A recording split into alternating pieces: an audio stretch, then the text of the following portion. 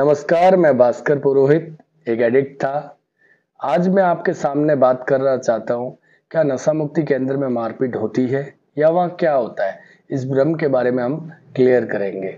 मैं एक एडिक्ट था, मैं भी नशा मुक्ति केंद्र में भर्ती रहा हूँ और वहाँ जाने के बाद में मुझे यह बात समझ आई कि नशे के ऊपर एक एडिक्ट की इतनी निर्भरता हो जाती है कि वो अपने सोचने समझने की अवस्था गंवा चुका होता है। उस निर्भरता की वजह से उसके जीवन में अस्त व्यस्तता आती है और एक विरोध उत्पन्न होता है। दिमाग के अंदर डोपामाइन हार्मोन जो है उसकी कमी हो जाती है। उस हार्मोन के चलते भी उसके अंदर विरोध होता है और जब घर वाले नशा छोड़ने के लिए या छुड़वाने के लिए उसे बोलते हैं तो वो विरोध करता है। वो दूसरों में कमियां निकालेगा, ऐसा उसका दिमाग हो जाता है। तो वहां से आने के बाद में मैंने भी नशा मुक्ति केंद्र की शुरुआत की और यह एक हॉस्टल कम स्कूल की व्यवस्था होती है। जिस तरह से हम बच्चे को स्कूल भेजते हैं या हॉस्टल भेजते हैं तो वहाँ अनुशासित रखने के लिए उसे कुछ नियम कायदे होते हैं। वैसे ही नियम कायदे नशा मुक्ति केंद्र के अंदर होते हैं ताकि वो अनुशासन से रह सके।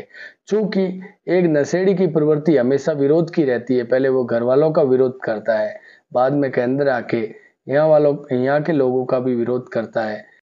हाँ, ये जरूर हो सकता है कि किन्हीं नशा मुक्ति केंद्रों में अनुशासन की पालना कड़ाई से करवाई जाए या थोड़ा बहुत वहाँ पर स्टूडेंट को अनुशासन सिखाने के लिए थोड़ा उसके साथ में सख्ती से पेश आया जाता हो। लेकिन प्राय हमने देखा है कि इन सबका मकसद अनुशासन सिखाने के लिए, मर्यादित जीवन जीने के लिए ही किया जाता है। मुझे नशा क्यों छुड़वाया जा रहा है? तो अनुशासन बहुत जरूरी है। अभिवृत्तियों में बदलाव लाने के लिए, व्यवहारों में बदलाव लाने के लिए अनुशासन जरूरी है। उस अनुशासन से ही बदलाव आता है। अब जब नया नया बंदा नशा करके आता है और वो अपनी मनमर्जी करना चाहता है या विरोध उग्र होता है तो उसे रोका जाता है।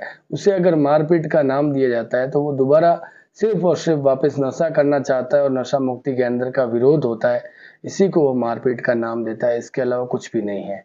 हम आपके साथ में और जानकारियां लेके नशा मुक्ति से संबंधित लेकर जरूर आएंगे आपके बीच में। आप हमसे जुड़े रहें, आप हमारे चैनल को सब्सक्राइब करें। धन्यवाद। जय श्री कृष्ण।